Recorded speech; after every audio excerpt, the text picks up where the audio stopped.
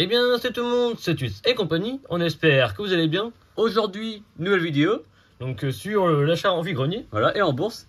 Donc, de très belles miniatures. Des miniatures majorettes, CQ, du vieux et du plus récent. Du blister et de la loose aussi. Voilà, donc vraiment de très belles choses en espérant que cela vous plaise. A tout de suite. Débute par une italienne faite par un fabricant allemand. Donc, une CQ. Donc, on aura remarqué la F40 de chez Ferrari. Donc, vraiment, c'est un modèle très rare, enfin en CQ. Ouais, bah nous, c'est notre première Ferrari de chez CQ.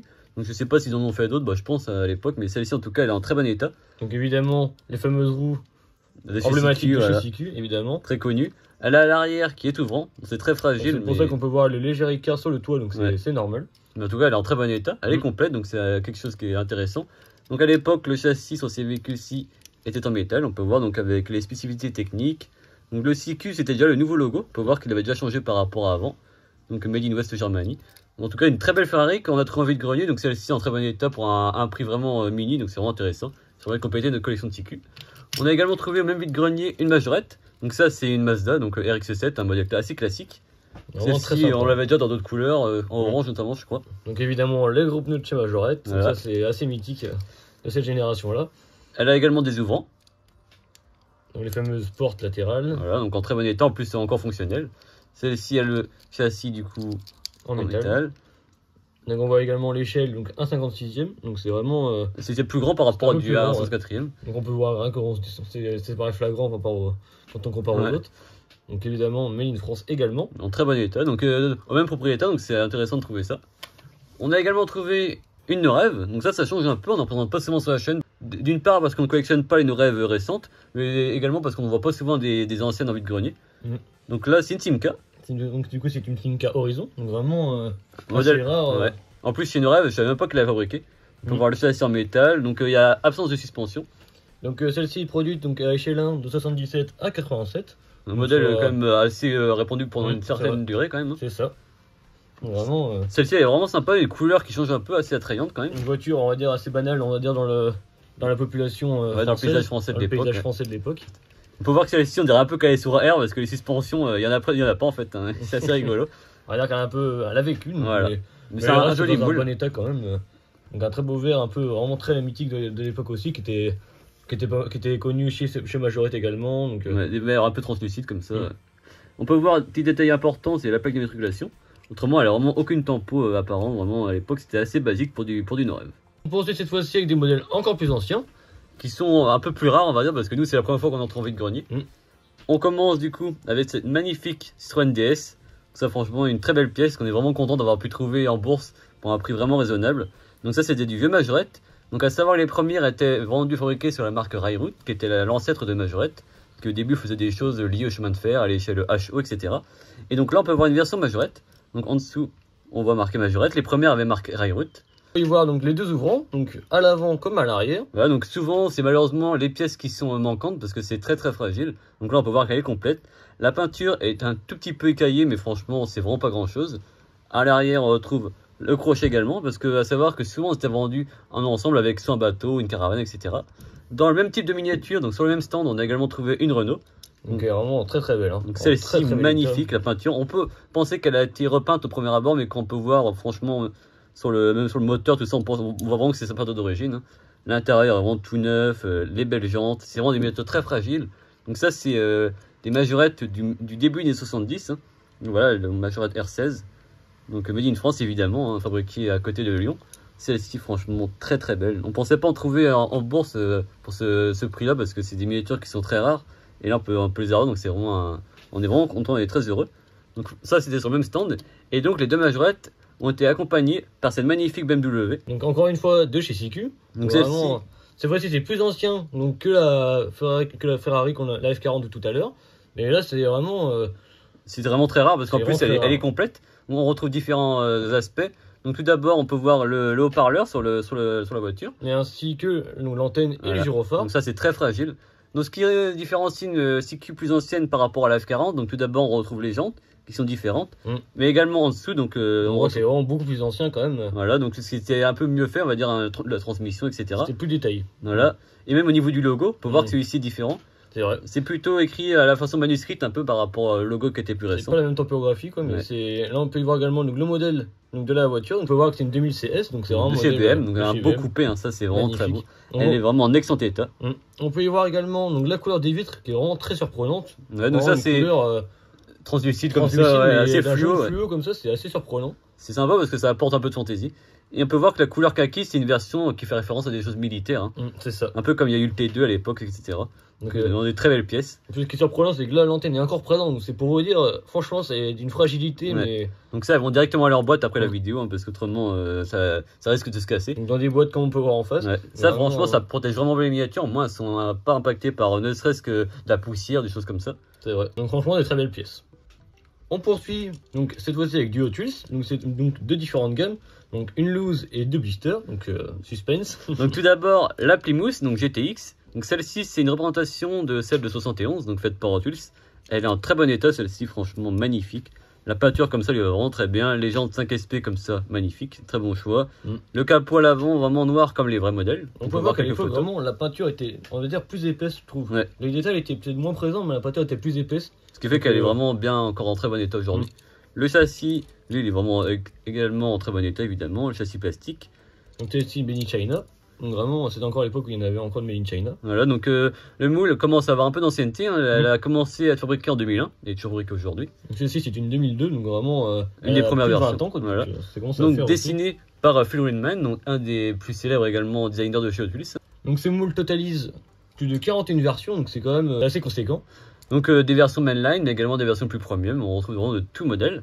Donc vraiment content d'avoir pu récupérer ce modèle-ci qu'on n'avait pas, donc qui était sorti en blister solo. En ce qui concerne donc la forte édition de ce moule-ci, on peut voir donc un très beau vert, donc vraiment très vraiment très bien également. Avec un capot noir. On retrouve le même capot que sur la jaune. Voilà, avec les fameuses jantes 5SP encore une fois, mais cette fois-ci made in Malaisie. Concernant le modèle réel, donc la GTX a été fabriquée de 67 à 71, sous 3 générations différentes. Donc la première de 67, la seconde de 68 à 70. Et enfin donc celle de 71, donc avec un fameux V8 que tout le monde connaît, hein, et non fabriqué à moins de 3000 exemplaires. Donc c'est le modèle qu'a voulu reproduire Hot Wheels. Faut voir qu'elle est vraiment très très belle. Hein. Donc les Plymouth GTX à l'époque c'était des véhicules qui coûtaient assez cher parce que c'était des versions haut de gamme des Plymouth classiques de l'époque. Donc vraiment des versions très très belles et bien équipées de l'époque. On continue avec cette fois-ci une voiture de la fameuse série The Rockford File. Donc ça c'était une série qui était connue également en France sous un nom différent. Évidemment. C'était donc le nom $200 plus les frais. Et les véhicules qui sont tout aussi mythiques que les personnages. Ah oui. Donc à l'instar de cette Hot Bird, il y a eu d'autres véhicules également connus dans la série. On vous met quelques photos de l'époque. Donc Hot Wheels à l'époque a sorti une série un peu dédiée aux séries et aux films connus dans le monde entier. Et donc cette Hot Bird faisait partie de la collection. On peut voir l'ancien logo Hot Wheels dédié aux séries premium. Le logo de la série de l'époque. Même le boitage qui était complètement différent. Aussi, vraiment avec, on peut voir la bande du film, etc. C'était vraiment même... très luxueux, vraiment. Le blister était vraiment bien différent. Ouais. Et très sympa, je trouve, parce qu'en plus, il bouge pas quand on le pose, donc c'est vraiment intéressant. C'est vrai que c'était vraiment pas mal. Donc, ce serait vraiment une bonne chose même de revenir là-dessus, parce que vraiment, ça apportait ce petit côté différent des autres blisters. Ouais, puis il y avait un côté vraiment qualitatif, quoi, donc c'était intéressant. Concernant donc ces Hot Bird, c'est un moule très connu chez Hot Wheels, hein, il a vraiment une très belle ancienneté celui-ci. Ce moule-ci a été donc produit de 78 à aujourd'hui, donc toujours produit ces derniers temps. Designé évidemment par le grand Larry Woods, encore une fois. Voilà, et donc pour la version plus moderne, c'est Bob Rosas qui l'a faite. Donc la Hot Bird originale a été fabriquée à Hong Kong, puis en Malaisie et enfin en Chine. En 2006, un tout nouveau modèle a été fabriqué en Malaisie et en Thaïlande. Donc c'est ce modèle-ci qu'on retrouve devant vous. Et qui a été designé par Bob Rosas. Voilà, donc cette version a été fabriquée en 2013 pour la sortie de la série donc dédiée au film. Je pense qu'à l'avant on retrouve un capot ouvrant, à voir si les autres versions ont le capot ouvrant, mais en tout cas celle-ci c'est un point positif également en plus. Donc on peut, petite chose également à souligner, c'est que cette série-là donc a été, on va dire, était sortie de 74 à 80, donc soit 6 ans de... Ouais, une belle série hein, quand même pour l'époque. Donc elle était avec un nom différent en France, $200 plus les frais. Donc en fait ça voulait dire $200, c'était en fait le héros de la série, c'est un agent spécial qui en fait pour vivre propose ses services et donc ses honoraires c'est $200 plus les frais. Voilà le nom de la série et donc toute la série est faite autour de ça. N'hésitez pas à les voir, c'est vraiment assez intéressant, je pense, ça doit rappeler des souvenirs à certains. Donc ce modèle-ci reprend la base d'un modèle de chaussures très connu et donc là c'est Rockford Files, donc c'est un peu différent. En plus celle-ci est vraiment dans un doré mais qui est vraiment super bien. On retrouve une topographie complète. Les pneus en gomme, Là, le châssis métal. Le liseré blanc sur les pneus, ça lui va super bien. Je pense que c'est des jantes vraiment style American Racing qui vont vraiment très bien. Vraiment un beau modèle, donc ça franchement une belle pépite également qu'on a pu trouver en bourse. On termine la vidéo cette fois-ci avec un véhicule d'un film, et c'est d'un film assez connu. Voilà, donc assez ancien maintenant. Donc The Stroker Ace, donc vraiment assez connu aux États-Unis surtout je pense. Donc ça c'est un film qui est vraiment, on sent vraiment bien les années 80, donc ça se passe tout autour d'un pilote de stock car de l'époque. Donc là on retrouve la reproduction de sa voiture. Donc c'est une base de T-Bird hein, tout simplement, donc, en version stock car. Celle-ci est vraiment très bien faite. Donc Chicken Pit, c'était le sponsor du pilote de l'époque. Hein, donc voilà pourquoi on retrouve tout ça dessus. Le numéro 7, c'était son numéro. Le véhicule est vraiment bien fait parce qu'on retrouve des pneus gomme, le châssis en métal. Les fameuses chantes aussi qui vont super bien. Ouais, ça change un peu. Comme le modèle originel en fait. Et en plus des T-Bird de cette génération, on n'en a pas beaucoup. Donc ça permet aussi de changer de moule. C'est vrai qu'on a souvent un autre modèle en tête. Voilà, bah, plutôt celui-ci, des premières générations qui sont vraiment plutôt connues et qui sont vraiment emblématiques. Ça a quand même bien évolué quand même. Voilà. Donc celle-ci, c'est notre première version de ce moule-ci dans la collection.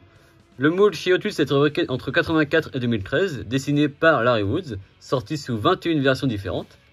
Donc la première sortie en 1984 dans la série The Hot One, donc forcément en first edition, avec des jantes GHO. Fabriqué à Hong Kong. Ces jantes-là, elle est vraiment très bien aussi à l'époque, ça a changé un peu. Celle-ci sortie en 2013, donc c'était la dernière édition du moule, donc c'est assez rigolo de voir la last édition en fait. C'est quand même surprenant même que ce moule-ci ne soit plus ressorti ces derniers temps. Même, parce qu'il serait dans l'air du temps avec beaucoup de choses pas liées stock car, NASCAR, même, comme ça. Oui, non, c'est ça. Ouais. Donc, fabriqué en Malaisie, on retrouve les jantes dans Grail Rider, donc RRPRF. Made in Malaisie. Et donc celle-ci est la réplique exacte de la voiture du pilote dans le film Stroker Ace, donc sorti en 1983. On retrouve d'ailleurs un des acteurs très connus là-bas des États-Unis. Voilà, on vous met quelques photos de l'époque, c'est vraiment sympa. Et petit clin d'œil donc concernant cette T-Bird-ci, donc cette génération de T-Bird, donc c'est la 9e génération, donc c'est quand même assez conséquent et puis ça change un peu. Ouais. C'est quand même un modèle mythique de la marque quand même. Donc sorti entre 1982 et 1988. Pour bien vos oreilles, il y a eu au total plus de 800 000 exemplaires produits, donc c'est quand même assez énorme. Ouais, donc un beau succès pour la marque. Donc c'était quand même un modèle assez mythique quand même, vraiment. Des années 80-90 par rapport aux autres. On peut voir que les voitures américaines avaient vraiment changé. Hein. Les coupés comme ça, c'était vraiment plus les lignes comme celle-ci. On peut voir vraiment les lignes américaines. En plus, c'est vraiment intéressant parce qu'on retrouve vraiment la T-Bird quand on voit les photos officielles du modèle réel, les modèles vraiment civils. C'est vraiment la même base, donc c'est intéressant. C'est vraiment, On arrive donc à la fin de la vidéo. Si elle vous a plu, n'hésitez pas à lâcher un pouce bleu, à vous abonner sans oublier la petite cloche pour ne louper aucune prochaine vidéo. N'hésitez pas également à nous dire dans les commentaires si vous avez des modèles, donc que ce soit de ces séries-là, ou même si vous avez des modèles, des vieux modèles qu'on vous a présentés. Comme la DS ou des choses comme ça. Comme la DS, et même également si vous avez des CQ comme la F40, on fera plaisir d'échanger. Okay, n'hésitez pas également à nous dire en commentaire votre modèle préféré. Pour moi, j'ai adoré la DS et la petite R16, ça change un peu, franchement, des beaux modèles. Je sais pas, Antoine, tes modèles préférés. Alors moi, même la petite BM, la version police ou version un peu armée. Comme ça, j'adore. Puis forcément la F40 aussi. Mais j'aime bien, j'adore aussi quand même la petite Hot Bird, très sympa également. Très beau modèle. Donc une belle sélection pour cette vidéo. À plus.